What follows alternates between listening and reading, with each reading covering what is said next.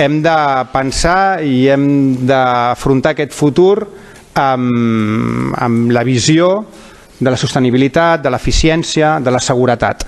I parlo, evidentment, dels desplaçaments a peu, dels desplaçaments en bicicleta, dels desplaçaments amb patinet elèctric, que és una realitat que avui en dia està succeint.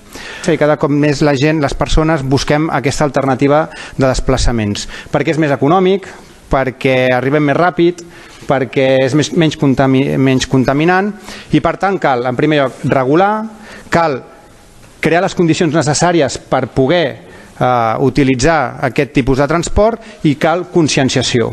Escolteu, això és una cosa que ens beneficia a tots. El fet que les persones, la gent, tingui facilitat per accedir al transport públic, vagi més ràpid i no hagi d'agafar el cotxe, tot això ens beneficia a tots, perquè a vegades tenim problemes, i en aquesta ciutat, problemes d'aparcament, problemes de sorolls, problemes de contaminació.